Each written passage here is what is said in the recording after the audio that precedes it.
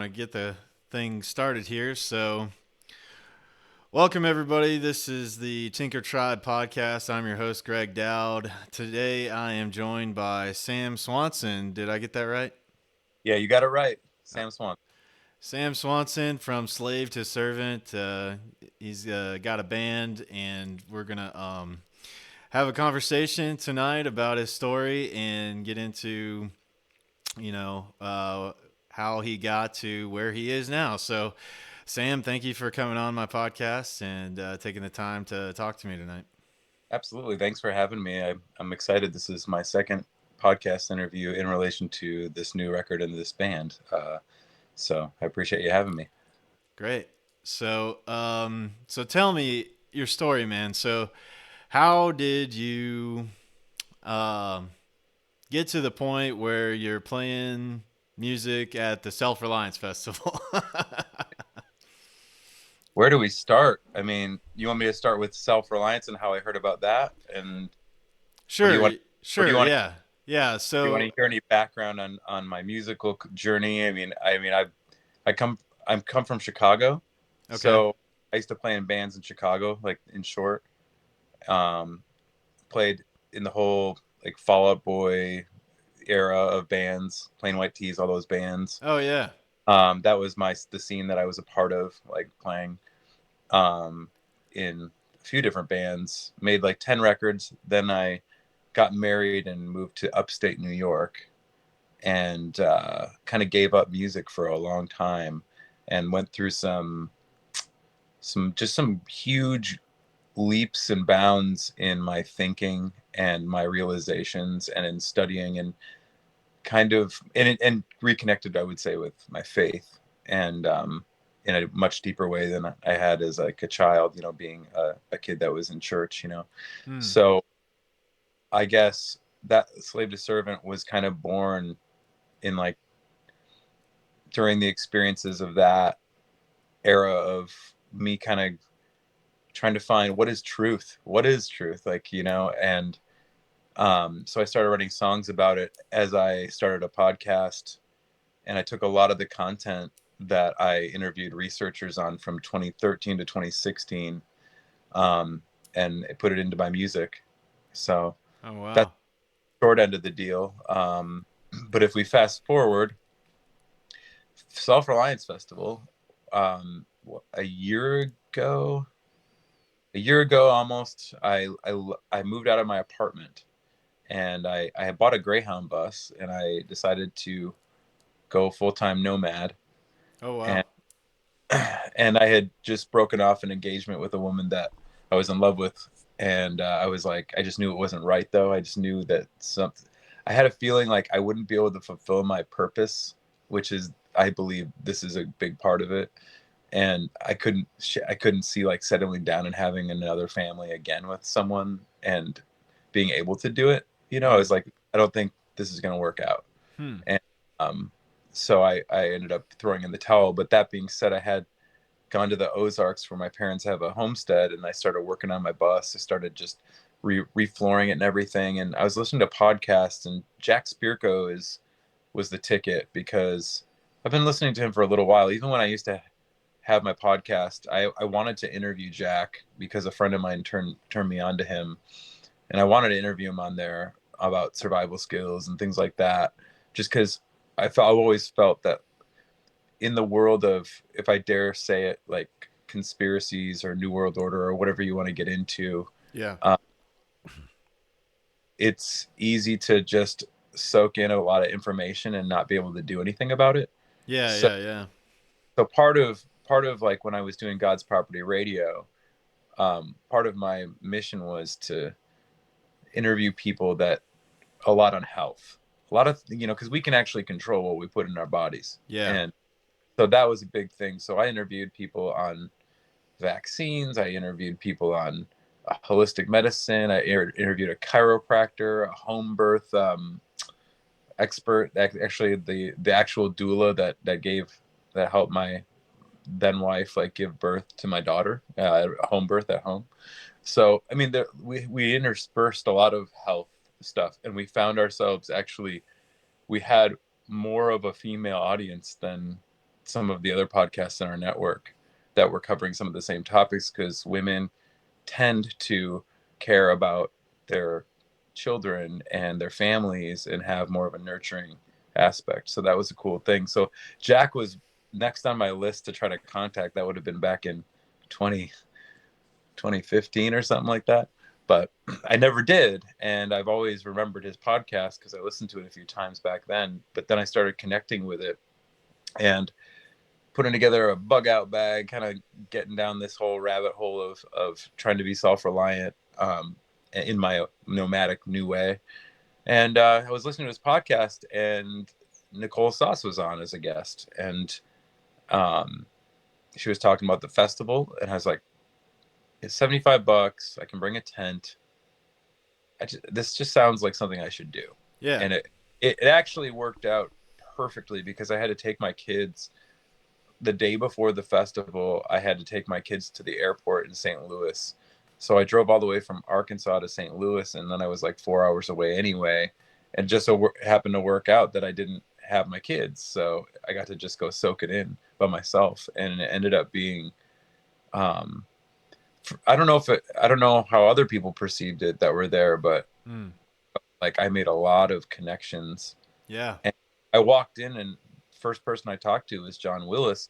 Mind you, I didn't know anybody. Like I'm not familiar with SOE. I'm not familiar with Bear Independent. The only thing I know is Jack Spirko, you know? So, Yeah. Okay. Okay. so I'm oblivious that these people have followings or anything. And it just seemed to hit it off with John and Nicole. And um, it was, I don't know.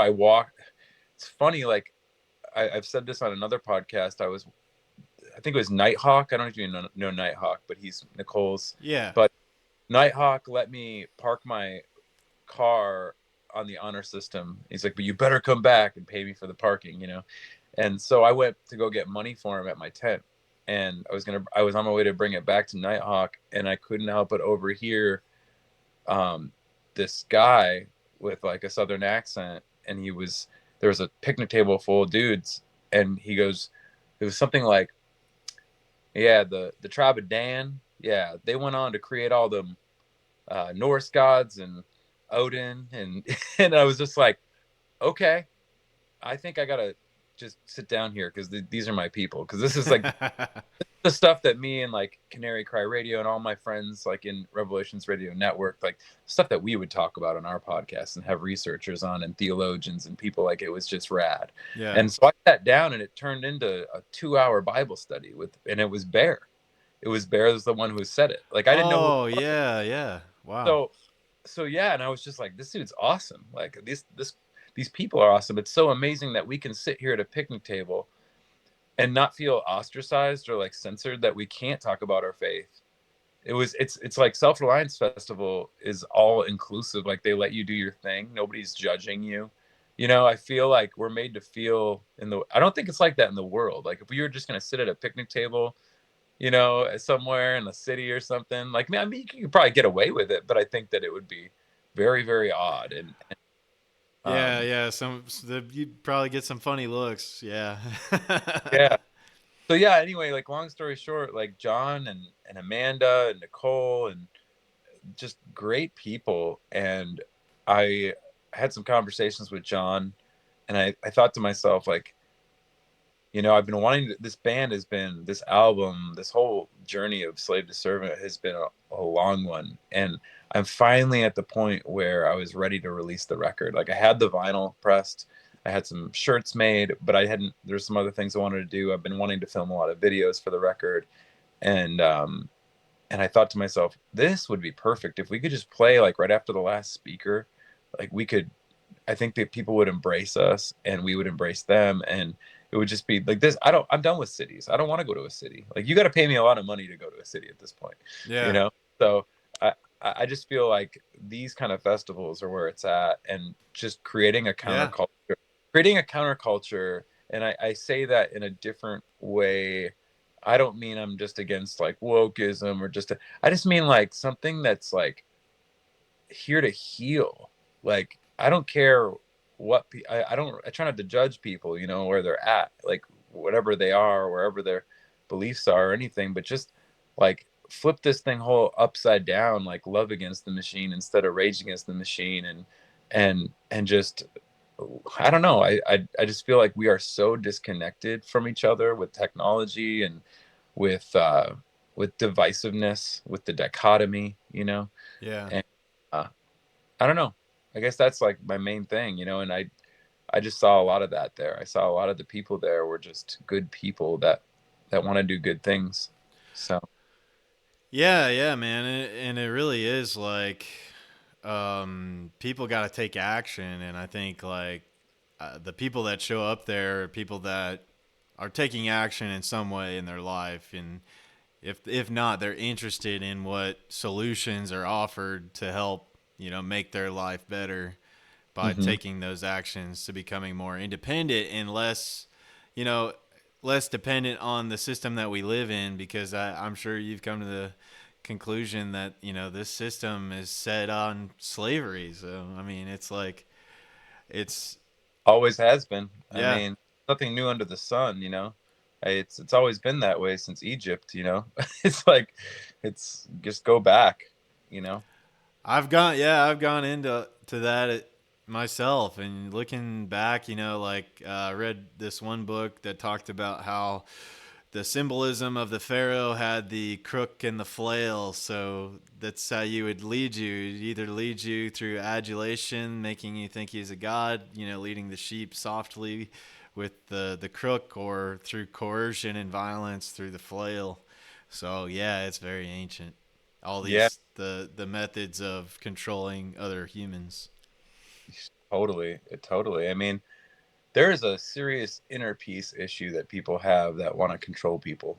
Um, I think it's fear. People are, it's truly just their own fear. If you want to control somebody else, you got to really look at that heart issue that you have going on and that head issue. Like, you got to change something about yourself. I don't know. It is our flawed nature, I do believe, yes, but it's it's something that we can remedy, I think. Um, but I guess that takes a lot of optimism and a lot of planning and a lot of awareness. But people who like power don't and have power don't really want to give power up. So, Yeah, and what is power too? Like that's another question. It's like I don't know. I think about this. Like I'm sitting in here, the idea that the lights are on right now, like that's called power. Like that's named power for a reason, because they can take our power away from us. You know what I mean? Like we don't control the power grid. You know, so, right. and just like the names of things, even like words are very powerful. And They are. uh, but yeah, I mean, yeah, it's nothing new under the sun. So So that was the last festival before you guys came out to play. Was the first yeah, time you had gone? March. That would have yeah, first time I went in March and hit it off with them and mentioned it, and they reached out to me within a week to book the band, and we didn't get paid or anything. We just did it. Um, she had mentioned that there were some speakers that she wanted to get, and I know Nicole really isn't making any money on it, and I lost money doing it, but that's okay. I just wanted to do something worthwhile Yeah. and see how it went, because that was our first official public performance aside from that live stream that we did acoustically Oh in wow. 20. So I figured first one's a freebie. Let, let's see how it goes. Let's see what the experiment is. But Yeah. yeah, so that was my second time at Self Reliance Fest, and I'm hoping to go again this spring as well. Yeah. Uh, Maybe bring the band again and do it again. Yeah. So Yeah, that'd be great. So, tell me, like, how long have you? So you said you were playing back in the day when you were in Chicago. Did that music start really young with you? That you yeah, were interested in playing and learning how to do music and do all that. yeah. I think 1995/6, like going into 96. Um, of all things, well, like my first love was always R&B and hip hop, That's what actually. I was gonna ask. What kind of styles and So like, maybe influences you had? yeah, as a singer, I'm way more inclined to. I mean, I grew up listening to like Jodeci and Tupac. Like, Yeah, yeah, yeah. that was like my stuff. Like SWV and Whitney Houston and all kinds of, just like, I just like that kind of soul. I really like Mm. gospel music a lot too, and jazz. Yeah. But I kind of came late to the game to Nirvana. I remember listening to Nirvana's Nevermind um, in junior high, and this was like '95, I think, when I first got Nevermind. So that was like a full year and a half. Well, I mean, it was released in '91, so I always knew Teen Spirit, but I didn't know the other songs, and I found it to be one of the most flawless records I've ever heard. And the fact that I could go from listening to Bone Thugs and Harmony to like this, it was a completely different world, but it grabbed me and it was authentic. Hmm. And there was an element also of punk in Nirvana, whereas like bands in the grunge era were largely more metal based or blues based, or you know what I mean. Yeah. So I think Nirvana was the only one that really had a punk aesthetic to them. And I've always been attracted to punk. Oh, really? Okay. But I think that punk is kind of uh, it's sort of reminds me of hip hop in a way. Like it's very rebellious, Right. Yeah. And it came out at a time and there was a movement and it was counterculture at the It's a time. lot of energy in it. Yeah, unfortunately, I would say that both those genres or subgenres have now become very corporate. And once you become corporate, you no longer have a voice of your own. So Yeah, it was very like underground, kind of like, you know, uh, certain people were listening to it and getting together and doing, little shows or whatever in their local areas or whatever. yeah, And you were kind of the strange kid in high school when I was in high school anyway. If you're listening to punk music, yeah, but I grew yeah. up in No. the South, so Well, in punk rock, I feel like is I've always thought that punk rock, I associated punk rock with anarchism, like I like true traditional anarchism, not like voting for the left wing or being a liberal voter. Like I always thought it was like damn the man and like the system is messed up, and yeah, it was kind of like live in it, not of it. Almost, if I dare say, like the teachings of Yeshua. So like yeah, that's what I felt about it, but I could be wrong. But I think now it's a joke. Like I can't even take.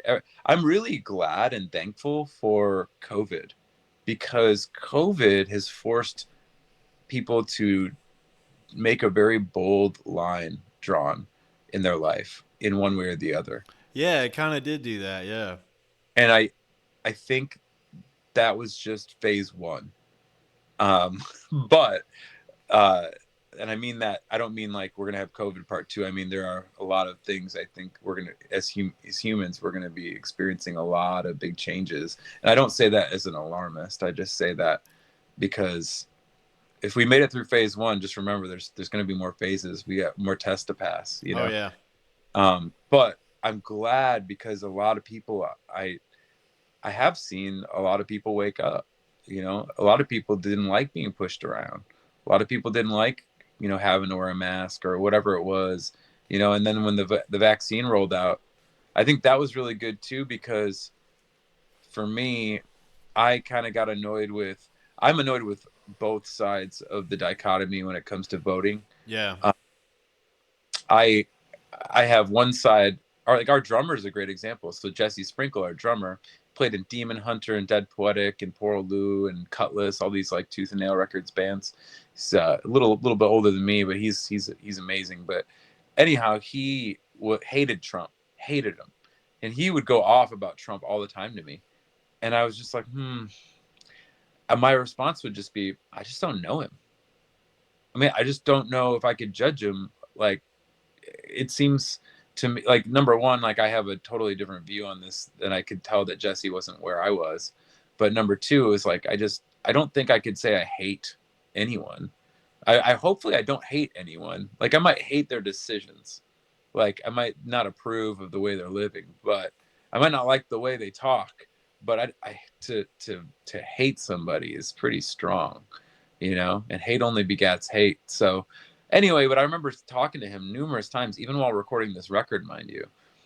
And when COVID happened, he's a great example. Like he now he's like, I think Trump did some good things, and he kind of, the pendulum went from one side to the other a little bit, but I think he's still more middle of the road at this point. But that's a great example. Like watching him and his wife and his family like switch like that, because we were forced into.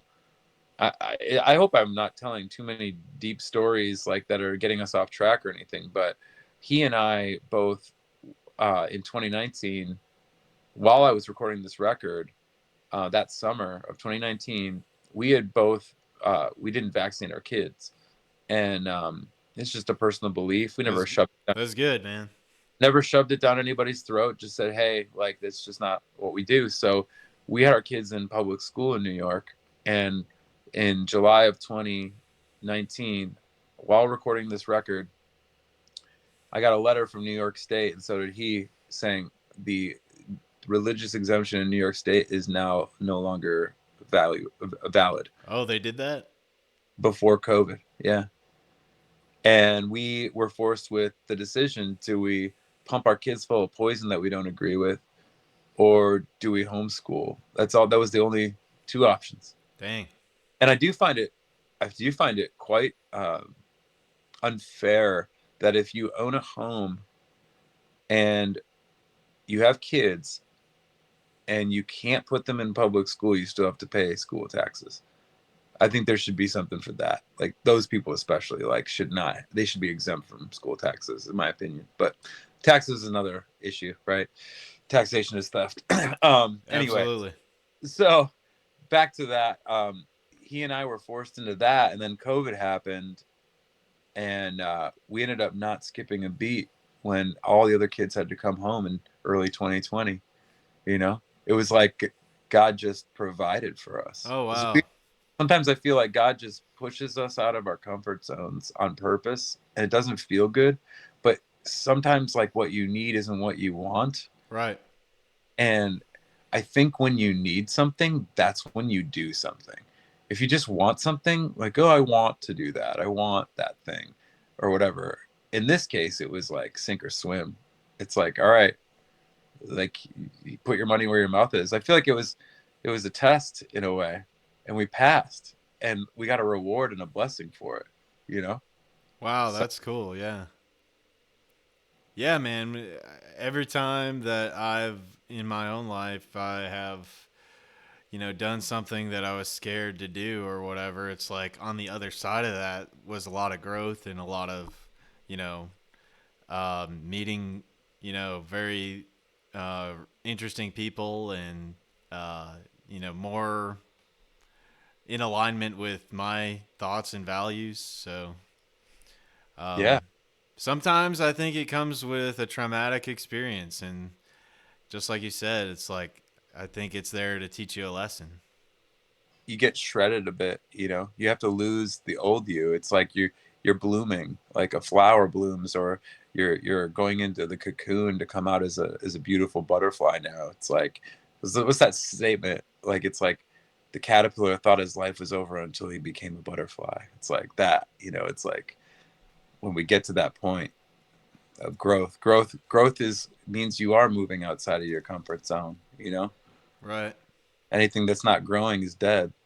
Right. So So I want to get into, you mentioned how music can be something that can maybe plant a seed in someone's mind. It's a way that we can affect the culture through art and music and things like that. Like, yeah, could you go into that further? Like, where do you see, how your music can affect, like, yeah, because there are a lot of lyrics in here that, like, if you're listening to this album, like, you're mentioning a lot of things that are like the agenda of how things are kind of steered on the planet here in the system that we live in. So, in the hmm direction that it's headed in. So, what do you think? What do you think about like the artist role in society? I guess.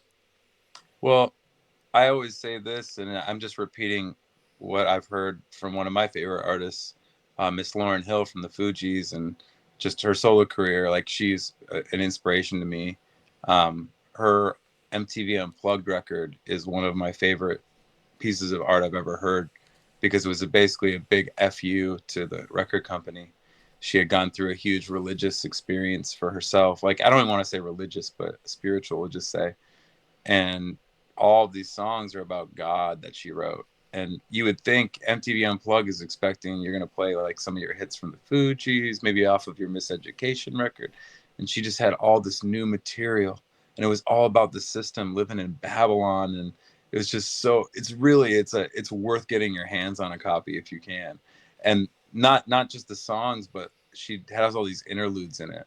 But she's somebody that I feel like is just so before her time. And I feel like artists kind of are like the good ones. Like they have this intuition and they're I think what we're aware of, what artists are, is that like throughout history, artists have been people who live outside of society in order to expose society to itself. Hmm. Like we don't feel like we're really in it. We feel like we dip our toes in when we go to the library or we go get groceries, but we feel like kind of disconnected. We're kind of lone wolves and we're observing. And art is, if you think that art doesn't affect people, then I think you're living with your head in the sand because people are watching TV every night. They're watching Netflix. They're binge watching things. And I'll tell you something is that we live in a highly religious world. And I don't mean that in the sense of the organized religion maybe people are thinking of when I'm saying it. I mean, like, academia controls the media, they control art, and they are planting seeds in our children all the time. It's very spiritual. Mm-hmm. It's magic. I I would didn't almost say. I didn't really realize this until I started to awaken to some things about symbols and the meanings of symbols and things like that. And I remember going to see, because I love going to music festivals, and I remember going to the Hangout Music Festival in Gulf Shores one year, and one of the bands, they were flashing the like all-seeing eye and like Mhm. pentagram stuff, and Yeah. like I'm like, whoa, man! Like, and this is, you're there enjoying the experience or whatever, and it's like these things are getting pushed on you. I Hmm. think probably with a lot of people, because I wasn't aware of a lot of this stuff before that, but then I was like, wow, they're really like getting this into people, that like this kind of, I guess, these programs are getting put into you without your awareness. Yeah. Well, it's kind of gnarly. Like I think about even just the advertising. Like let's not even get into like the content of like something like a Marvel film, which has tons of like spiritual, like deity, like all kinds of things like that. But let's just talk about the basic level of a commercial that a child might be witnessing that's in front of the TV while his parents are watching the news. Okay. How many frames per second are these commercials switching? Like these frames are so fast, probably like 30 times, like maybe 100 times in like a 30-second ad. It's crazy. And that's causing ADD. Like kids can't focus because their brain is saying that this is the pace of life. So then when you try to sit your kid down and read them a story, they don't have patience. They're like, this is boring. This is like the devices are. There was a, what was it? It was Prince, I think, that said something like, there's a war in the mind. War for our minds, and the prize is the soul. And he said, he's like, you can get on the internet, but don't let the internet get on you. You know, like, because it's raping humanity, man. It is. Like, we're just letting it rape us every day. And Yeah. we Yeah, we you talked about that disconnection before, and I think us being on and connected into our screens all the time is causing a lot of that disconnection. hmm yeah, I mean, it's also like our faith is kind of in it. I feel like if it's on the TV, we're more prone to believe it. So you see like something happens on the news and you just take it at face value. You know what I mean? Like it's like you weren't there. And I'm not saying that it didn't happen. I'm just saying it's not making us very critical thinkers. Like we're just kind of taking everything in as the gospel, and it's not, you know? Well, like you said, yeah, I guess you said this earlier. That a lot of people are. It might have been before we went on the recording, but when we were talking about how people are just trying to make it, and a lot of times they don't have the time to sit down. I know I've heard that from people in my life and my family. I've tried to confront them with some information, um, try to pass along some information, and they're like, "I have to live my life, man. Like, I don't have Right. time to sit down there and read all the stuff that you're trying to tell me to read. Like, Right. I'm living my life." And I'm like, "Well, okay, but you're going to be put under this stuff and you're choosing to ignore it, Yeah. and it's a problem, and the problem is going to continue to get worse. But I do have great I do try to have grace for people because I was there myself, man. Yeah, totally. Me too. I get it. And if you're doing things that you love in life also, I'll say this, like I gave up music for a number of years. Like this was like a very much a sacrifice. Like I didn't think I was going to be playing music again because I went to go manage a campground and start a family in New York from Chicago.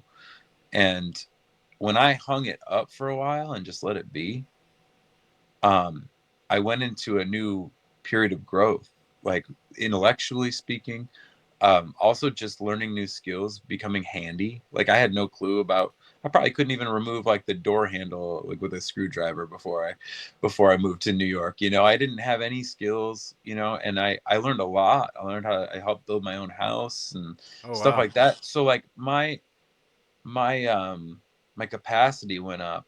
I feel like I became more valuable in some ways, like as a human being.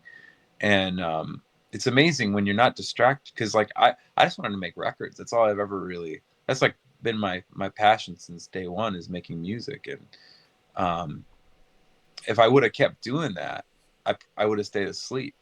You know, I would have stayed asleep and just been like, well, I want to make my records and I don't want to think about that. And I'm glad that God took me away from my comfort zone. You know, Hmm. put me out of it, and it's a blessing. You know, there were things that I learned from the whole experience that I took away that I were like, well, maybe that wasn't healthy. Maybe I shouldn't have been there for that reason or whatever. But I feel like God used all of it, and in hindsight, made me better. You know, so um, yeah, man. I mean, it's just my kids don't have cell phones. I don't even own a TV anymore, and I live in a bus. Oh And wow. yeah, I mean, I'm so far removed from it all. So going back to your first, like what you were asking me about artists, I think that artists, one thing that we know, I think if you're a good artist, you know that you're not even doing it because it's coming from a higher place. Like this gift that I have, I can't tell you. Like I have a tattoo on my rib cage of this robot, and it's pumping out sheets of music, like just out of the machine, and has this antenna on its head, and then there's this hand coming from the clouds with a remote control. So it's like God is like beaming this message to the robot to make this stuff. And that's Wow. me. Like Yeah. I know that like I don't have to try. I don't sit here like I'm not like Beethoven where where I'm handling it like an engineer, and it's just it's just there. I reach out when I'm in that state and I just grab it out of nowhere. It's God. I know it. I think that there's a book that Rick Rubin wrote recently, the producer, and it's a phenomenal book. And one thing I'll say is that I know Rick he's Jewish, but he's secular, I would say. Um, he's probably a little bit more new age. However, I love the term that he uses for the creator in the book, because he does recognize there's definitely something in charge that guides us all, and he calls it the source. And I'm like, yo, that's Yahweh. Yahweh's the source of everything. I don't, none of us creates anything, like he created everything, and we just take his creation and make things out of what he gave us, including our minds. Yeah, Like we're nothing here. the physical um, part we of the. recreate we recreate, we don't create. Hmm. Oh well, you know what I've come to in my life. I struggled for a while there, and kind of my darkest moment uh, is when had that I had this thing come to me. And it was just like I was just like, what am I here for? Like, why are we here? And the thing that came to me was like, we're here to I'm here to support life and to continue and expand creation and to create. Yes, you're image bearing. That's what God is the creator. He's the source, and he created us in his image, in his likeness, to bear his image, you know, to create. And that's the point.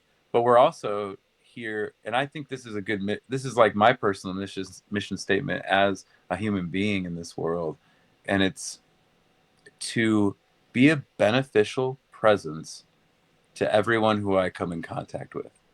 To somehow make it, hopefully they came in contact with me and I made their life better in some way. And I think if we all did that, I think if we all had that goal in mind, how can I be of service to helping others, even just through a very simple conversation, you Yeah. know?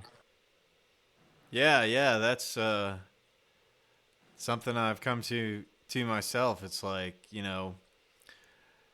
gotta what is it what is that saying? I guess is a man cannot serve two masters, Ooh, yeah, you know? Um absolutely.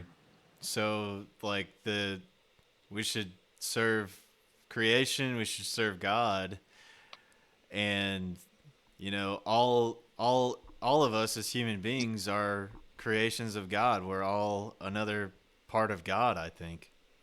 We we're his creation, and like if we go to Satanism is just, I mean, what, like Anton LaVey or the Church of Satan or the Church of Set, they would just tell you that it's an exploration of the self. It's all about yourself.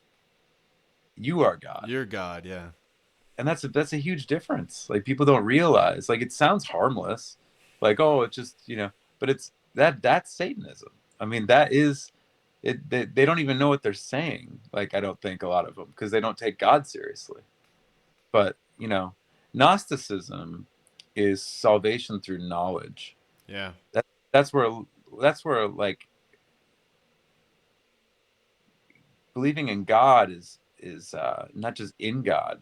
It's an interesting thing too. Like believe is believing, because there has to be some sort of action. Because Satan, I'm sorry if I'm getting too religious on this, or Christian, but No, go um, for it. and I say that like I'm not really sorry, but I don't want to, like, bring you down somewhere you don't want to go.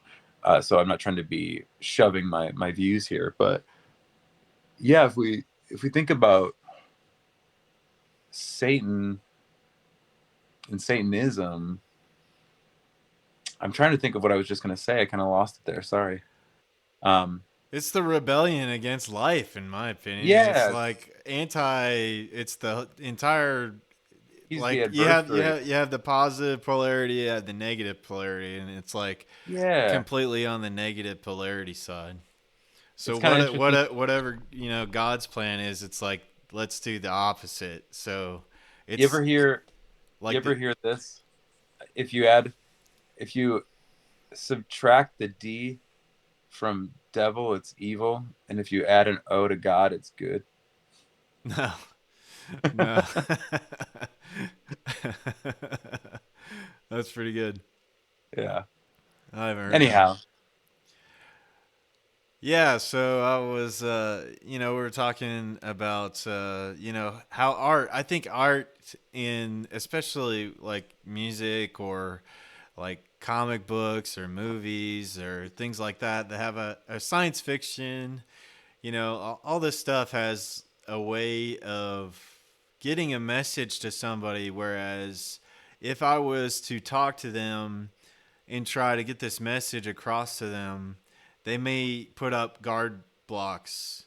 yeah. But if you deliver a message through, another medium, whether Mm-hmm. it be like a painting or, any of, music and any of these forms of creativity and art, that you can get that message across without having somebody put up their guard blocks, I believe. So I think it's very powerful in that way. Yeah. Um, because like I've talked to people and tried to, deliver them some truth, that, it's things that I've looked into. And like the best you can do is like plant the seed, is from my experience, is plant the seed. And if they're ready, maybe they'll ask you more questions or something. But if they're not ready, then you just plant the seed and you move on. Yeah, I think of it more. The seed's good because that implies growth, but also my one of my friends on Canary Cry Radio, Gons, he actually played on the first few Slave to Servant songs with me. But he always called it sticking a pebble in somebody's shoe. Like there's this, they can't quite get it out of there. It's like Annoying. if you're doing it in a way where you're kind, but like you made them think and you weren't too pushy, but it's there, you know, because Yeah. nobody's. I mean, how often does the debater, get somebody to swing to the other side? You know what I mean? We're just having a debate. Like that's not really. It's cool to have a debate. It sharpens you if you're truly, an open-minded thinker that will see other people's. I like to get other people's perspectives. When I ask somebody Yeah, what I they're, do too. Yeah. I'm not here to try to get my point across. I actually do want to understand what people and why people think, like what's going on and what's your story, like where, how does the background affect where you are today, etc. I think it's important to actually care enough to like ask people and not just try to get your point across too. So Yeah, that is a thing, that I've had to work on, because, you get to a point where you're like, can't you just see this, man? And you want to just like shake people and just be like, come on, get it. And, that's not a good way of doing it. It just kind of, people put up their blocks and, um, they just turn off. So, you know, I think, probably the best way of doing that is through some kind of creative effort and just showing people a different way. Like be the example. absolutely. That's so important. Like live by example and create that. Create that future for yourself or for your find your community, be the community. It starts with one, and that's I mean, I'm in a huge place right now of growth. I don't know where I'm supposed to be. Like I feel like God's pulling me out of New York right now. I feel like I'm in a bus. I don't even know. Like for me, it's just going to these events has been awesome because I'm meeting all kinds of people and I'm seeing, wow, there's these festivals all over. There's people that want to hear art. Like, I don't know, man. Like, I'm very encouraged for at least where God has me right now. Like, but I don't know at the same time. It's kind of like scary. It's like, well, what am I supposed to do? Should I cling to the thing that I'm doing right now to make money, or should I just like trust in Him and go forward, or is there somewhere in between? I don't want to be foolish either, Got to Right. be. So, but yeah, with art, like I've heard people say like you can't make people think and feel at the same time, which is an interesting thought. I tend to think that you can because lyrics make people think. That's the part that makes the people think. The music, to me, the melody is the medium at which the lyrical content gets through. So you could sing anything in a song. It could be for something a completely different message, you know? Um, and that's where that lyrical content, I do think that after a while people start to, they might not realize it at first when they're hearing a song. They're maybe just hearing melody, but after a while, like the content starts to really, I think, affect the brain, affect the mind, the heart, the soul. We're all souls, you know, like that's what we are. We think about the physical, but we're spiritual, you know, like we don't know what it's like to grasp that like fourth dimension, like we're in this 3D world. But like I think of Yahweh as like this outside source that, like, if we were in a computer program, you'd see like that. So yeah, let's get into this. So this is your new album, Escape Babylon, Yep. and so it's got this cool art on there with this elephant and like a donkey, like stepping on a donkey. Yeah, it's a donkey carcass essentially. It's a dead donkey carcass, and So yeah, explain that. so yeah, that is it's a dichotomy of the political system. And on one side it's split in half, right? Like you got your blue, even the colors are almost like aligned perfectly because you have the red Republican and the blue Democrat, right? And the both of them are in engulfed in either water or fire, and you're either burning or drowning. You can't survive in that system. And that's on the back of it. You'll see, if you flip it to the back, you'll see that there are just remains, just bones of both those animals and their skulls and everything underneath the water. And that's where it ends, is in entropy, because the system is based in entropy. So yeah, entropy is moving towards disorder and chaos. Absolutely. So you get right, like the first track is pretty wild. Like when you hear that first track, like you get into all kinds of stuff, like transhuman singularity, coercive cryptocurrency. You know, you're kind of laying out like Yeah. Like I the fiat inflation yeah, because systems. like yeah, I think I tackled on the second verse is what you're talking about, and I say, do you feel it in your soul from Yeah. the bottom, from the bottom of your heart? Inside it's digging a hole in a war that's fought while both sides are bought. Because, well, let's face it, like every major war for over 200 years has been funded by the same banks.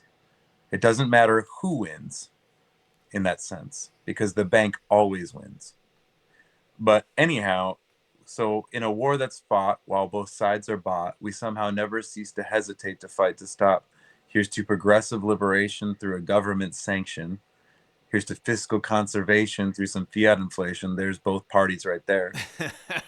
It's all it's all a Yeah. controlled dichotomy. Um, Transhuman singularity, coercive cryptocurrency. Yah, break down this tyranny in your name. You know, I think that we're comfortable in Babylon, as my friend Andy Jennings would say in his band Dissident Prophet.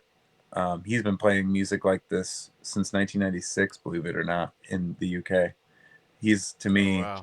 he's to me like an OG, like somebody I look up to in this regard. And we actually started recording an EP today for Dissident Prophet, his band, and I'm helping him kind of produce it and do backups and play some instruments on it. But anyway, I say that because I mean, he's just such an OG. I think there are a number of artists out there that have been trying to do something in this realm, and I try to associate with those people if I as much as I can. Um, but yeah, so the song is, and then the bridge to it, it really does say, um, what we fear could set us free.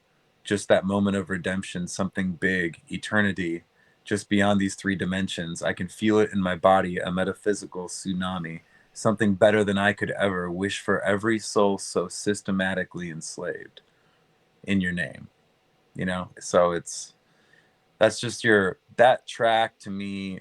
I remember writing that on the campground that I worked at and lived at back in, I think I wrote it in 2015.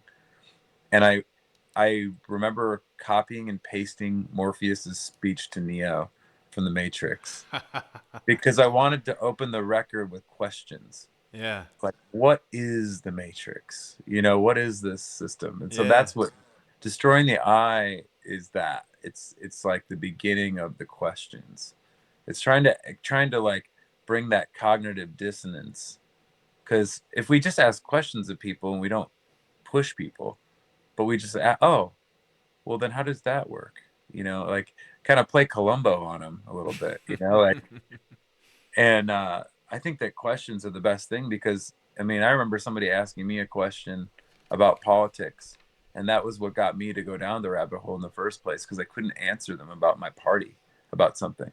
Hmm. And I felt like an idiot. And the person was a lot younger than me. They didn't know they were sincerely asking me because I was speaking like I was the authority on something, and I had no authority. I had no knowledge. I was just going off of talking points off of Fox News, you know?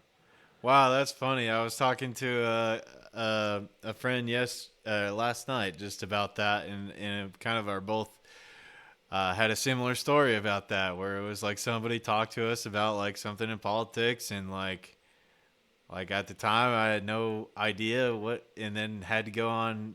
That kind of pushed me on a journey to like start looking into stuff. Hmm.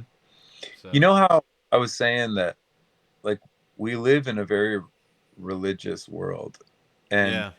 make no mistake that just because people don't believe in Christ, or they don't believe that in our particular eschatological kind of standpoint. I mean, look at Washington D.C. I mean, yeah, Look, you can look at the government as a religion. People treat it as a religion. Yeah. well, like, look at it. I mean, look at it's based on uh, Freemasonic Like the architecture, the layout of the art. city. Yeah, I was gonna say like geometria, or whatever you want to call it, sacred geometry, right? Yeah. So, but yeah, like, look at all the pantheons, like the idea of, what do you have? Like, it says like in this temple, like, where they're like temples, like these are temples of memorials. You know what I mean? These are, what is the apotheosis of George Washington? That means he's ascending to godhood. Like, all these things are very, very religious and very spiritual, and a Yeah. lot of a lot of it goes back to the Greek gods.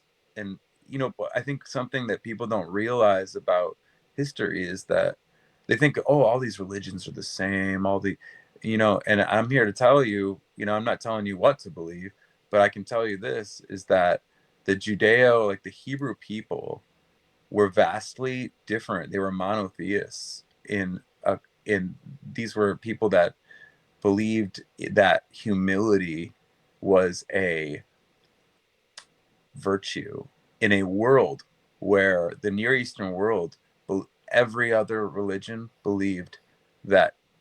Look at Romans. Look at the Greek. Like, humility does not exist in that culture. Humility is a weakness in those cultures.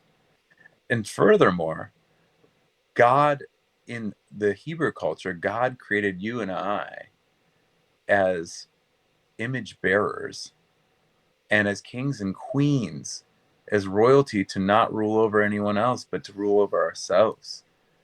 I like that you said that. Yeah.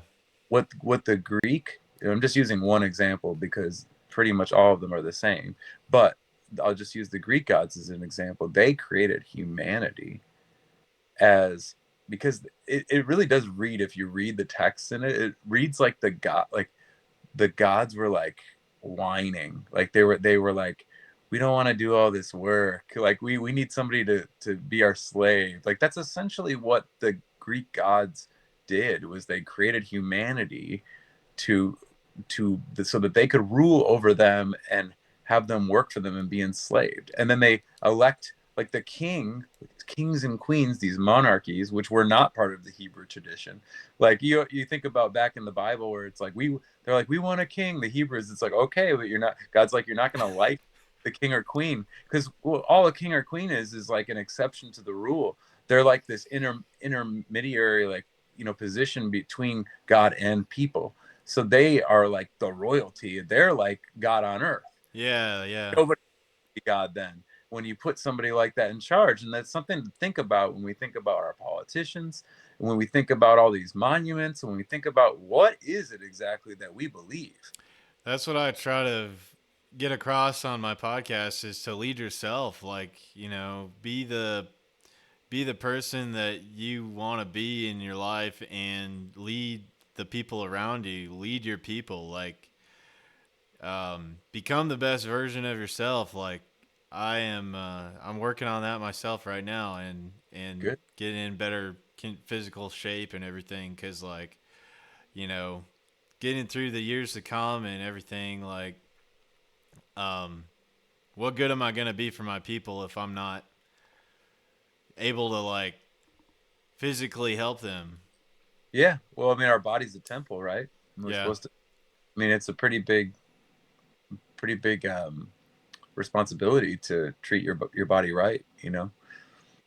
But yeah, man, I just think it's funny when I hear people say that like religion's there to control, and I kind of get the sentiment because they're confused by all the different like religions. But if you study the Jude, I say it very loosely, with I guess the Hebrew, the Torah, like the what there is no other Near Eastern text that gives woman a separate creation story. So when people try to tell you that God is like, trying to make women, dim down or whatever in this belief system, it's so far from the truth. Like woman had her own creation story, separate from man in the Bible. But that's a whole nother rabbit hole, and I'll be covering a lot of that on my next record. So um okay, yeah. Yeah, this one song I kind of got into, was listening to a few times. This Lucy May. It sounds like it was maybe you and your relationship with um, someone or whatever, yeah, yeah. So from the past. my Lucy May is my daughter. That's her first and middle name. she was Ah, okay. she was my home birth baby. And it's odd, man. Like I've never, um, I have my son definitely pulls more from his mother, and I'm more of an artist. Like by nature, I'm more of a right brainer. That doesn't mean I'm not an intellectual, because I definitely am an intellectual, but I'm very in tune with feelings, and I'm very in tune with creativity and stuff like that. And my daughter is my clone. It's crazy. It's so crazy. She she's the most eccentric person I've ever met, and in a really positive way. Like she's just totally herself, and I see her every day, like just growing, and I'm like just so encouraged by her positivity. And like, so this song Lucy May, I wrote it about my divorce. So like going back to that album cover, it's kind of, Mm. so the album cover shows you like it's like split personalities, right? Like you have the fire and the water and the two different beasts in the system. But I'd say a good chunk of this record, a lot of afterthoughts came because when I started writing the record, I was a podcaster, and I had a Christian truther kind of like podcast called God's Property Radio. Mm-hmm. We were part of Revelations Radio Network, which Chris White Ministries, Chris White had started that RSS feed, and a bunch of other amazing shows. Like it was a community. It was really cool.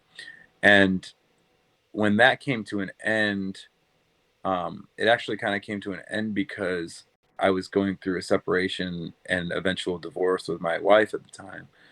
And I had to switch careers and stuff, and I had to rebuild my whole life essentially. And so I was writing this record or beginning to write it in 2015. And then in 2016, everything fell apart. And I had to just put everything on the back burner and kind of forget about it for a while and let life kind of, I don't know, sink or swim, like, and that being said, like when the album that I was writing, it still had the same album cover ideas and a lot of the songs are on there, but it was said to me by the rabbi actually, that I like I was hanging out with the rabbi today, but he said to me, like the day that I got my divorce, like he said, it was official. He's like, I think that you should write some songs about this. I think that it would be good for you to kind of therapeutic. And so I had all these songs about God and about the world system and from a very Christian worldview. But then I had these other songs that I started writing about that. And so it's sort of like a split personality thing. It's like you read the song before Lucy May or Never Greener, like so like the things I never knew. It's so funny, man. I never used to use swear words in music, and I wasn't really a Christian then. Like I was kind of more new age and just making records secularly. And here I am putting out the most spiritual thing that I've ever put out in my life, and I'm using the F word as I'm screaming at God in a song. Mm. So, like the things I never knew is like the companionship piece to Lucy May. Like it's like not companionship, but like the dichotomy of it. It's like they're placed perfectly. The violent song, and then the song of peace after, and then a song of even more further peace after that, which is Yeshua, like kind of like the praise song on the record to God. But yeah, that song for my daughter when I was going through the separation, it was really a hard thing for me, and my my ex moved a guy into my house that I was paying the mortgage on, and I was living next door with my parents. Um, Whoa. and it was trying times, and the way the story kind of ends is that I knew that I got better. I knew that like God had healed me when I was in the backyard of my parents' house looking at my old backyard that I used to live in. This is after the divorce was final. This is years later. But watching her now husband hold his child that he had with her in my old backyard like I once did, and Damn. my first thought was awe, like that, like I know I know what that was like I'm happy for him, you know. And so that it took me a while to get there, but this song was written after all that. And Mm. this song was a promise that I made to my ex. I said, like I just think that women, as including my ex and including my last relationship too, like there's a there's a serious women are not being taught how to be loved by a man in order to love a man, and vice versa. There's a lot of broken homes, and Yeah. I didn't grow up in one of those, but I seem to be drawn to women that are from broken places. It's really weird. Um, However, when this happened to me and my family, I said to my ex, I said, "Well, we're still a family, like and I'm gonna see to it that Lucy is, she's gonna know how to love a man. She's gonna know how to be loved by a man. She'll always know her worth, you know." Yeah. And so I that's what the song is kind of. It's a love letter. It's a love song to my daughter, Hmm. and it's yeah, it kind of walks you through a little bit over it. Yeah. I mean, when you're singing her name there, I mean, it's something drew me to that song. Like, I was like, wow, this I could feel some of your emotion in it. Yeah, I mean, it's just the truth. Lucy May, you're the accolade that I'll never deserve. Lucy May, such an anomaly, simply the scarcest of girls. Lucy May, sometimes it's hard to stay true to the beat in your heart. Lucy May, sometimes the final page is the best place to start. Over. And that was about me starting over, you know? It Yeah. was she was with me, man. Like I was in a cover band and I would suit up for these cover gigs at casinos and weddings and stuff. And I'd come home and I was broken, bro. Like I was completely broken. I didn't have a woman in my life, you know, and she would say, "Daddy, you're handsome." Like, dude, she would hold my hand anytime. Like, just the love that pours out of that girl is just it's crazy. Like, I'm comfortable with never being married again. I because the love that I get from that girl and my son too, but her especially, like she's taught me a whole new meaning of love. And here I am writing a song about teaching her how to be loved, and she's the one teaching me how to be loved. Wow. Just look, I can give you something deeper than mom could ever give you, or that you ever experienced with any woman. Like I genuinely love you, like with everything that I have, and it's amazing, man. It's like such a anyway. Oh, that's really cool, man. Um, yeah, I mean, yeah, I don't have kids myself, but you know, I would love to have children someday, and that's a really cool story that gives makes it you know, just encourages that for me. Um, so yeah, this escape Babylon. It's like you're talking about, like, you know, jump over the fence, escape. You know, while it's like not too late, and get out. You know, wake up, stay awake. Yeah, the that one that was one of the last ones I wrote actually for the record. And I had never I've made about 15 albums in my life, and I've never written an album where this there was a song that was like the title track, you know, where it was like the name of the record. Like my first record I ever made was called Remembering to Forget. Well, I've never had a song called Remembering to Forget, you know. So it's like that idea. I was like, I think it's time to cross this off my bucket list and write a song that goes with the whole theme, you know. And that's just, and this is, mind you, like this is all before COVID too. Like there's some stuff on here that if we get to birth pangs in a little bit, you'll see what I'm talking about. But there's almost like some sort of prophetic stuff that that is occurred in the lyrics here. But yeah, You wrote this pre-COVID. yeah, this was I started writing it in like 2015.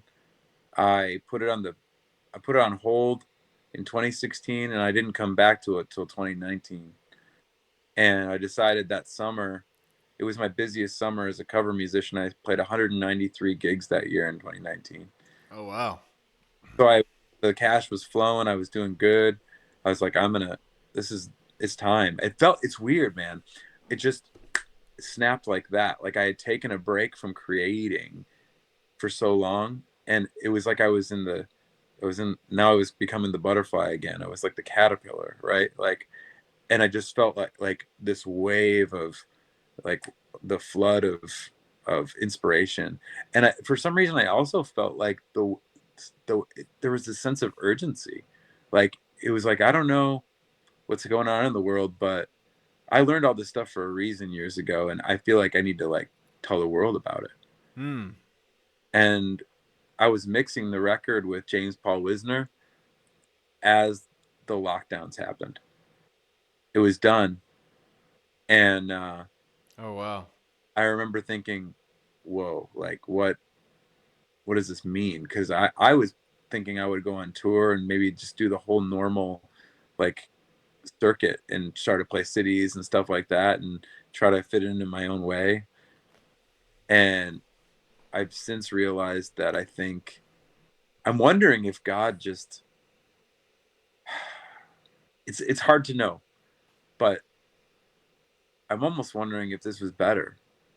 Like if God had a better plan than I could foresee, right? Like maybe I was going to go find my tribe. Maybe I was going to help create a renaissance with other believers and other people that are truth seekers, and we create our own art and own subculture. Maybe that was the plan. That was his plan all along. It's like, no, don't go into that thing. Don't go into the beast system. Stay out of that. Go do this. You don't need them. No, no, absolutely not, man. Like, there's all these independent artists out there now that are doing their own thing. They're just getting their stuff out there, and pushing their stuff, making their own videos, and doing all that, staying independent. And look at that guy, Oliver Anthony, with the "Rich Men North of Richmond" song. Yeah, that's Somebody got a good quality camera in front of him, and they shot that video, and he was just pouring out the music that was coming to him, like you're talking about, and hmm, that went just viral because it struck a chord with people. yeah. So yeah, I mean, there's like all these ways that can get out there now. Hmm. And yeah, I don't think musicians need the labels anymore. I don't think so. I think that the labels are definitely on their way out. I think that they're good for something because a label is essentially a bank. A label is there to go get your loan on and have to pay them back. Right.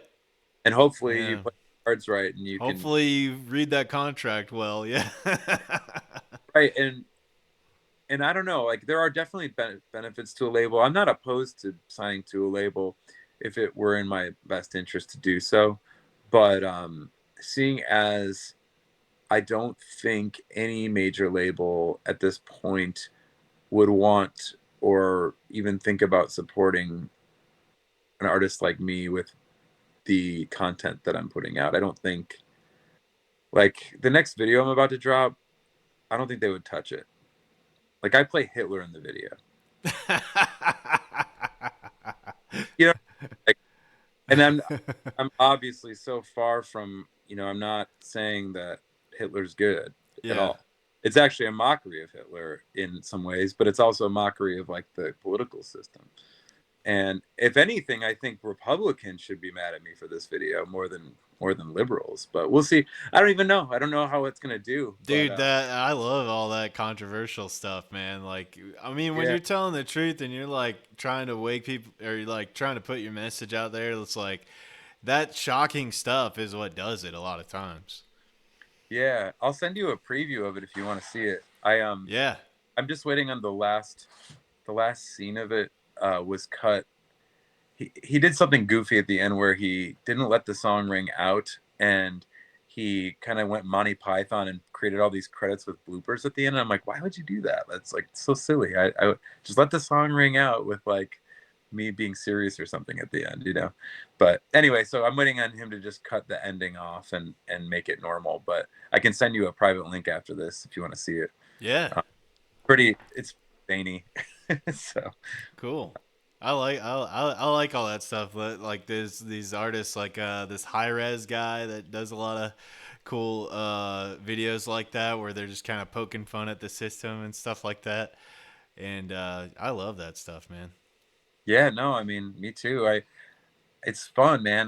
That's another thing that I'm really passionate about is I write all my own music videos and Oh wow. I buy all the costumes and then I pay people to film me and pull it off and um, in most cases I edit them myself too, but Oh in wow. in some of the cases like this one's edited by somebody else and he's just really good at what he does. Um, so I pay the extra money sometimes. For me, it's a lot of money. Like spending $1,000 on a music video that you might get 300 views on is kind of hard to do, hard to justify that, like monetarily speaking. However, I think that if I just keep putting them out, eventually maybe it'll catch on, and then people go back and watch them, and they'll be worth that, like what I put into them. But I will say this is like it's just also it's part of creativity. It's like the song takes on a new meaning when you do it. It's like it's another medium, as you were saying earlier. It's like being able to utilize that, I think, is really valuable. And I don't know, I grew up in the MTV age, where there were videos, but I like music with a message. I like a storyline. I like plotting things out, even if it's silly. Like if I have to get in a bunch of sheep costumes or a bunch of pig costumes with cop outfits, then okay, so be it. Let's go. Nice. I like that. Oh yeah, so yeah, you got the Yeshua song is pretty cool. I like that one as well. Uh, especially when you kind of that the way that your voice comes out when you're just like kind of like crying out Yeshua. Yeah, the falsettos. Yeah. Yeah, that's actually the first song I ever wrote for Slave to Servant. Oh And really? I think that one I wrote in 2013. Oh Um, wow. so I didn't have all the lyrics done, but most of them were done for the verses. And yeah, that song felt special when it came. Again, like I can't claim I don't own any of this stuff. It's just stuff that comes to you, like it's I'm here to share it. And You're like the vessel. exactly, that's exactly what I am, just a vessel. I can't take it with me. It's here, it's a gift. It's like it's such a cool idea. I will say, I think that we want to I think all artists want to be remembered. They want to leave a piece of themselves behind, you know and that's why I find so much value in making like the vinyl or the CD, or having a physical piece of that somebody can hold on to and pass on to their kid or their friend. Or I just like that idea of holding something and like being able to read the lyrics and see when it was recorded or where it was recorded, and see all the art, because then there's that medium too, right? Like the artwork, I didn't do the artwork, like it was my idea, but my friend Tommy did the art. Like he's an amazing artist from Chicago. Oh yeah, I was gonna ask you about that. Who created the art for this? Yeah, my buddy Tom Demavivis uh, did the artwork. And I had photoshopped. I have enough Photoshop skills to put together like a basic uh, idea of something, but it won't look like that. It's just I'll take a bunch of images and I'll put a bunch of effects on them or something, and send it to something, and he'll literally recreate. He'll draw the elephant. He'll draw the donkey. That's his art. What he does. Yeah, that's what I was gonna ask you as well. Is like, what is that process like for you for like when you are writing the lyrics? Like, do you find like a quiet space? Do they come to you in like a dream? Is it like pieces of things that come to you? Like, how does that happen for you? Yeah, that's a good question. Do you hear the melody first with the song, or? Yeah, usually it's when I'm in a very relaxed state and I'm around a lot of my songs come to me when I'm around my family, like my parents or my kids, when I just know I'm in a very safe place around safe people and good people, you Hmm. know? Um, when I'm not even trying and I'm just strumming three chords all of a sudden, and all of a sudden a melody just sticks out to me. And it comes through melody most of the time, but sometimes a song will just kind of write itself. And that's when I think you got something really good, because it almost seems like it's meant you kind of have to, you can't plan these things, and you can try to be in the state that maybe exit on a little bit, but when you're receiving it, then you just have to just try to go as long as you can while you're in that state. It's Hmm. weird. It's very spiritual. Sometimes you don't have time, and that's when I just use my phone, and I'll just take a voice memo, and I'll just record real quick. Okay, I got to remember this melody. But yeah, it comes in melodies most of the time, and the lyrics come later for me a lot of times. But sometimes, like, it's just like Destroying the Eye or Yeshua, those choruses just came to me, like the one word or the three words. It was just this in your name. I was like, in your name, like this, just this whole, the melody came while I was strumming. I mean, that song Destroying the Eye is like one chord. It's like one chord the whole time on the chorus. I mean, well, there's two, I guess, but it's very simple. And that's what I learned from Nirvana was simplicity is like, three chords can really make a beautiful song if you know how to put melodies over the right melodies over it and change things up enough to where it's not too redundant. But yeah, I mean, it usually lyrics take me a while. Um, it's kind of painstaking because I feel I can write songs very quickly if I want to, and I can just write songs about just free state, emotion or life. I've done that. I did that when I was in Chicago from 2001 to 2011 with three different bands that I was in, and those. Not that there's nothing being said in those, but I take Slave to Servant very seriously in the sense that I have a. It's sort of like a a commission from God to say something worth saying, and I'm not trying. A lot of times in the songs, I'm not trying to preach, and a lot of times it's like we. It's not like me or you. It's like us. It's like trying to talk to the broad spectrum and apply myself to it as well. But I think that the content in all these songs came from, again, just learning and changing my mind about things and being open to a different story than what's being told to humanity and studying history and studying, dare I say it, like even science is it's pretty much religious, like at this point, like Yeah, scientism. scientism, exactly. Like you can't even like just the idea of like Darwin and like all the Yeah, work. yeah, it wasn't the original like the book. It was like the something of the favored races or something like that. Well, yeah, because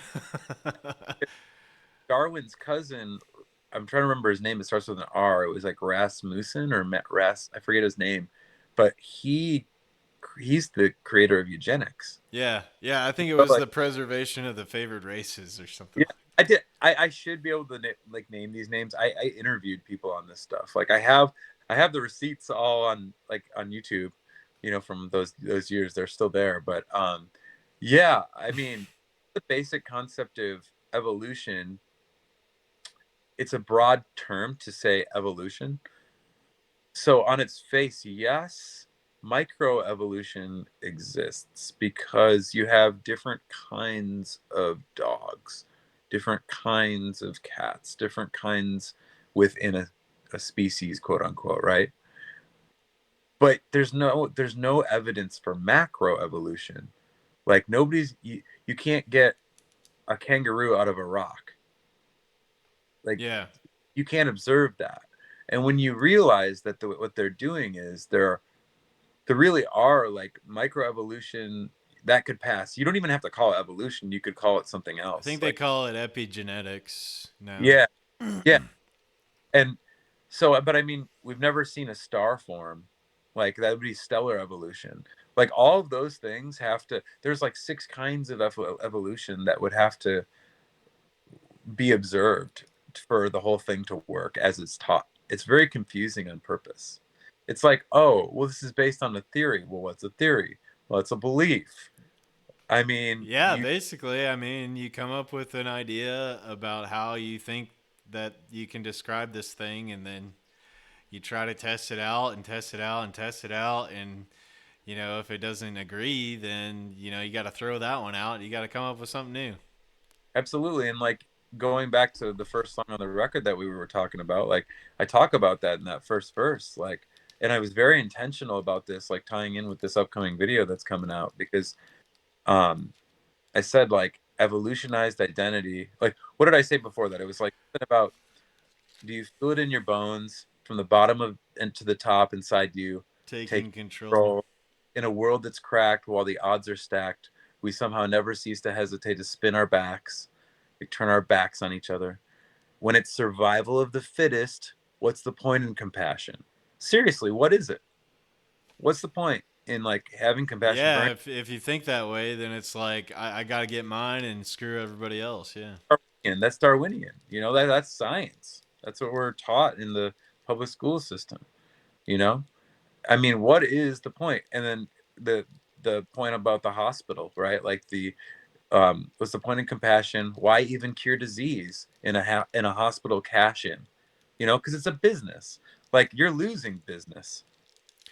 Yeah, You're the modern medical system model is to kind of keep you sick because if you're healthy, then you lose a customer. totally it's backward. And then evolutionized identity, gorilla-like propensity. Lord help this extreme. You want to talk about extreme? That sounds pretty extreme. That whole thing that we've been fed seems more extreme to me than what like the left might call the right on extreme, or what the right might call the left on extreme. Like, no, I think you guys are like all believing in the same bullshit. Yeah, I you're right think about I, that. I think it's extreme to live as a slave in this society. You know, Yeah, yeah, and it is for our own ignorance that and and we if we live that way. yeah, and if we followed the evolutionary scale, then me making a video where I play Hitler in this song really isn't too far off, because Hitler was just following the evolutionary Darwinian theory. So he was just living out his beliefs. Yeah, So you can't really fault him at the same time. You're like, wait, well, yeah, what is the point in compassion? Like, what, if we're all just chemicals, why can't we just throw chemicals in people, and all this poison in people? And like, if there's just a big bang, we're all accident, then everything's on accident, and there's no intentionality or design or purpose. So what's the point? Like, that to me doesn't make sense. oh yeah, yeah. That's the path to nihilism and to yeah. You can justify all kinds of things if you go down that road. Yeah, you can go down the moral relativism road where what is right is different for whoever. So you and that leads to chaos and disorder and entropy like you're talking about. Like you do need to ground yourself in the truth, and there is a truth with a There is. capital T, It's just, and without it's. that foundation you're lost. I agree. I mean, if you are seeking the truth, I think you will find it if you're truly looking for it. But I think a lot of people aren't looking for it. I think a lot of people are looking for comfort and safety, and I get it, you know, but I just can't live that way anymore.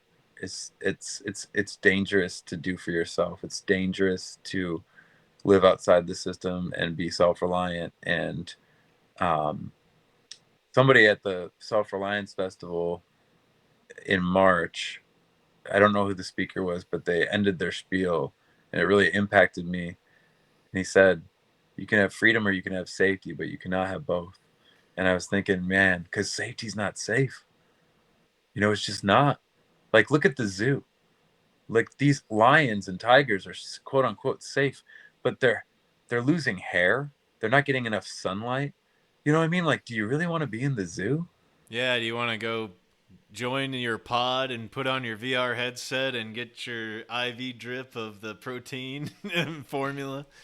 Because that's the direction it looks like. From one of the possible scenarios that we're moving into here into the future is like everybody's living in a place they rent, permanent renter, constantly connected to the internet. You can't go anywhere because you don't have enough of the funds to get there or do that. So you're kind of locked down in this one area. And then So yeah, you retire and you're collecting Social Security and not making enough to survive with Social Security. yeah, So I guess there is no security. Social insecurity. Yeah, there you go. Oh, that I like Yeah. that. That should. Um, Yeah. Uh, so yeah. so Uh, real quick, because you brought up Yeshua, yeah. on I have a previous CD called Singularity. I have And, that one here too. oh, Yeah. okay. For So destroying the eye and Yeshua tie into the first track on that. And if you're to listen to it, it's essentially the melody of the chorus to Destroying the Eye, but it starts off with my friend Leonard Ulrich, who's he's a double major in history. Um, he was a teacher and he quit teaching history because of the nepotism and the just learning the truth about the true history of the world, and couldn't indoctrinate kids anymore, and decided to take it upon himself to create a documentary series. And so he's one of the guests that I used to talk to on my old podcast. I actually composed the score to his second film in his documentary series called The Illusion of Money, and that featured the first official recorded slave to servant song called Baptized in Credit, which is also on that CD that you're holding. But that all being said, Leonard and Rob Skiba, another researcher that he was friends with and that we were friends with and had on our show, they pointed out that the Hebrew name for Jesus, which is Yeshua, yeah. the pictographic images that are the Hebrew alphabet, I'm not, I would botch it if I tried to enunciate properly those, but you can listen to that, the hand that destroys the establishment of the eye, and Leonard goes through it, and each of those letters can technically have like seven meanings, but one of these meanings, when you put them all together, is literally Yeshua means the hand that destroys the establishment of the eye. Wow, I didn't know that. That's It's interesting. it's trippy. So that ties in with both Yeshua, the song, obviously, and the song that I wrote called "Destroying the Eye." It's like kind of a companion piece for both those songs. Wow. So a lot of depth. It's like we're in a slave to servant multiverse. Yeah, yeah. Yeah, So, that's wild. but yeah, there's dialogue of Leonard going through that on that song. You'll hear him talk about it if you listen to it. Yeah. Yeah, so Sam, thank you for taking the time. So, what's one thing that you haven't told anyone that you would like to get across to people? Maybe something about yourself. Um, maybe something. Maybe a thought. Hmm, a good question. You're making me think here. I mean, I could just say something. I mean, I don't have. You're my second interview on this new release, so I've done a few interviews in the past, and I used to interview people, so there's not a lot out there. If I can just say that the last song on here on the record, which by the way, the CD version has a bonus track, which I'm not talking about that one. That's the last song on the CD. But I realized that today. I was like, hey, where does this one come from? I had to give the CD some extra value, because I feel like everybody wants vinyl, and I get it, but you can't fit as much on a vinyl record as you can on a CD. And I was like, I had one song that I hadn't done anything with, and I just felt like that song, it's good, but it's just, I was like, I'm gonna cut it from the track list officially and just have it as a B side or something. But then when I decided to finally pull the trigger and make the CD, I'm like, you know what? For the people that buy a CD, they get a bonus track. So, however, the song that's on the digital version and the record, track 13 on all of the releases, is called Birth Pangs. Mm-hmm. I was telling you that I recorded the album in 2019, was mixing it in 2020 and mastering it while we were on lockdown. And I mixed it with James Paul Wisner, who did Paramore and Dashboard Confessional and Further Seems Forever and Under Oath, those bands. And then I mastered it with Howie Weinberg, who mastered Nirvana's Nevermind and Smashing Pumpkins and Red Hot Chili Peppers and Faith No More and all those kinds of bands. So it has some pretty decent names and talent behind the boards, speaking from that perspective. But the last song on the record, and mind you, again, this was tracked in 2019, but the last lyric on the record is this: the path to heaven is straight, but not so wide. Enlightenment don't stem from a third eye. The road to hell is paved with good intentions, sick infections, and mass injection. See no connections. Birth pangs. Whoa. And and then and then the lockdowns happened. And then Operation Warp Speed happened. And I think it's kind of crazy that I wrote my like last, ender to the record to be that way, and then we went into that. I Wow. don't. It's again, it's like I'm not taking credit for that because I couldn't. I'm not a fortune teller. I'm not God, but I think that God gives these gifts to artists and people who are open to receive the truth, and I think that I've been willing to accept it and then share it. And I didn't realize that. So I think that adds some gravity to the record.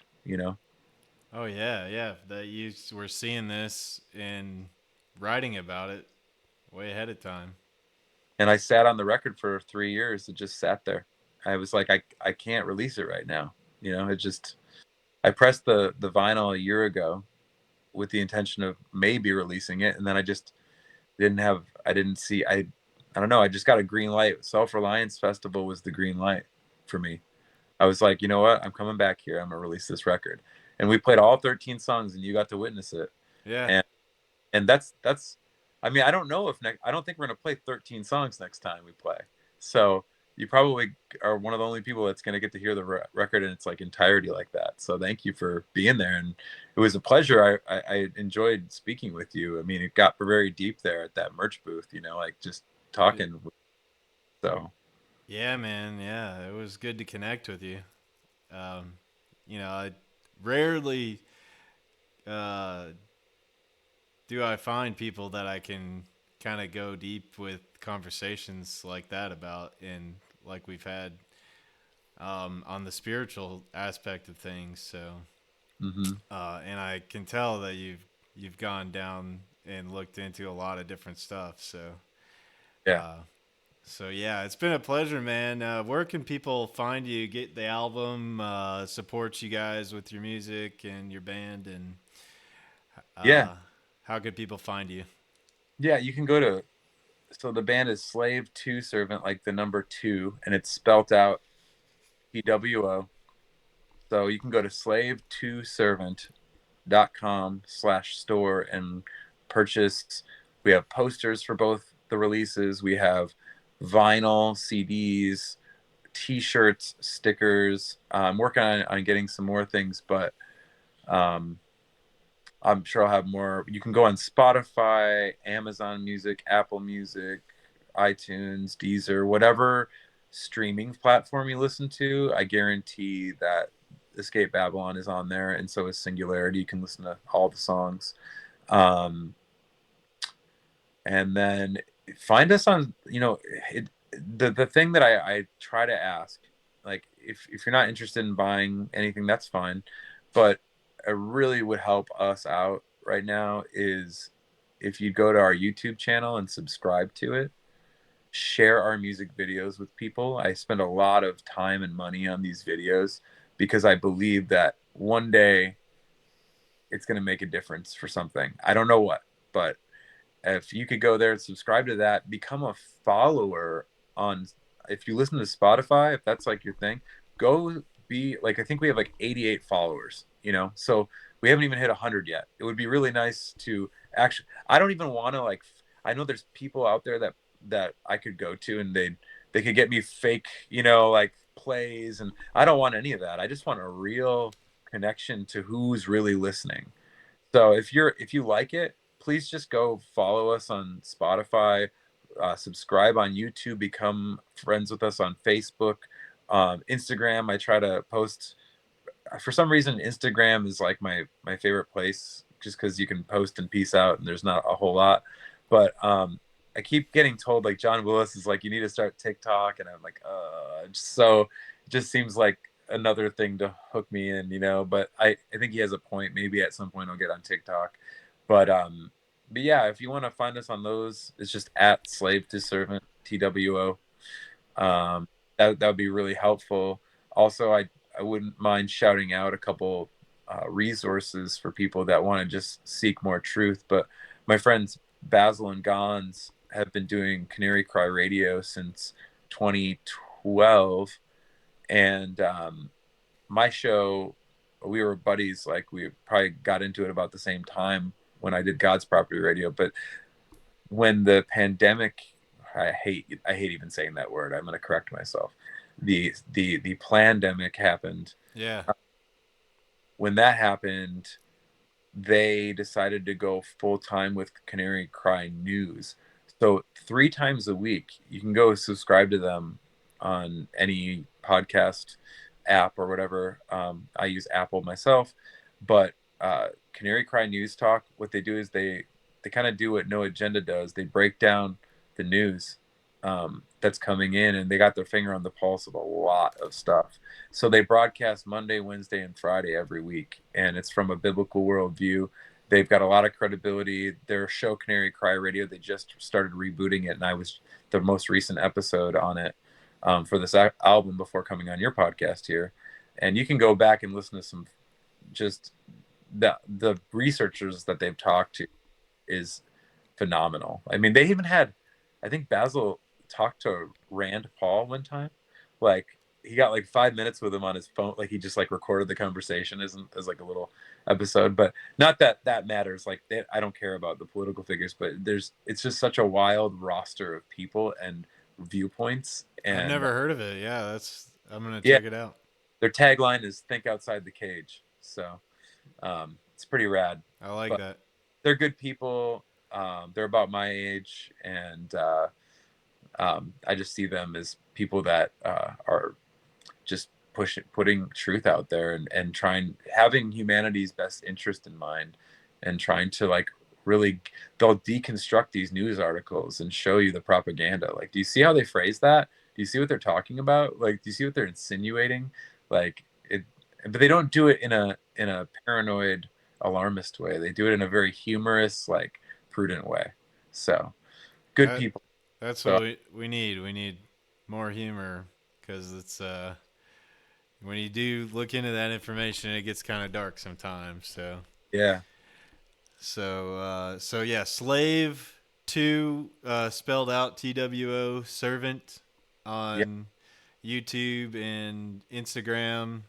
And then is it the same on the other platforms like Spotify and yes, okay. same universal for sure. And I did want to tell you, I guess I'll announce it now, but I know what our next scheduled show is going to be. Yeah. We're playing on Sunday, March 10th, probably in the evening, 6 p.m. at the Refuge Ruckus for Bear Independent. And Oh, nice. Caleb House, they're having Slave to Servant play their festival. That's Uh, awesome, man. so that's really cool. Just got that call today. Uh, Where is that gonna be? Oklahoma. Oklahoma. Yeah, I don't. I think it's in Oklahoma. I might be wrong. I'll have to. I would think so because that's where they're located. Yeah, So just let me know and I can put that in the description too of the video. yeah, I should probably look it up and find out for sure. But yeah, I'm excited. I and if you, any of the listeners listening, like, if you guys know any other festivals that are happening, I know there's like the Midwest Preparedness Fest. There's all these kinds of festivals like this, and this is really where I want to. It's where my heart is leading me at this point. Is these kind of things, you know. Yeah, Uh, there's Liberty festivals. There's like this one called Childerberg. There's like one that's the Pork Fest up in New Hampshire. There's Jackalope Festival. There's, all these kind of things all over. right, right. I'm looking to create a database. So if you or anybody else wants to reach out, email me at slavetoservant@gmail.com. Also, because this is really, I'm like the brainchild behind Slave to Servant, and I don't look at it as like a specific band, though it would be fantastic to have actual band members that that I knew wanted were down for it to go tour and play. But it's largely a volunteer basis at this point, and so I'm looking for other people that want to play drums, bass, lead guitar. Like, you can email me too. I have tutorials up on the YouTube channel, and um, I have a tab on the slavetoservant.com website where you can learn the guitar parts, the secondary guitar parts for Escape Babylon. I'm just looking for people that want to get involved and help. If you, even if you know somebody that puts together Spotify playlists and you want to like, hey, put this on somebody's playlist that you're friends with that is trying to promote this kind of music or this kind of message or whatever, like, feel free. Like, I'm looking for Yeah, anything. let's get it out there. This is a grassroots movement. Literally, I'm starting from scratch right now. So I appreciate any interest, any help, whatever you got. I very much will respond to anybody that reaches out to me. So Excellent, excellent. Well, Sam, it's been a pleasure, man. It's really good to talk to you. Let's do this. Let's do this again sometime, man, and stay in touch. absolutely, Greg. Thank you for being so rad. And like I said, that conversation we had was deep, and I appreciate you taking the time to listen to me, and ask me these questions. So All right, I appreciate you. Appreciate you coming on, and we'll catch you next time, man. yeah, man, send me a link when it's all strung together. Will do.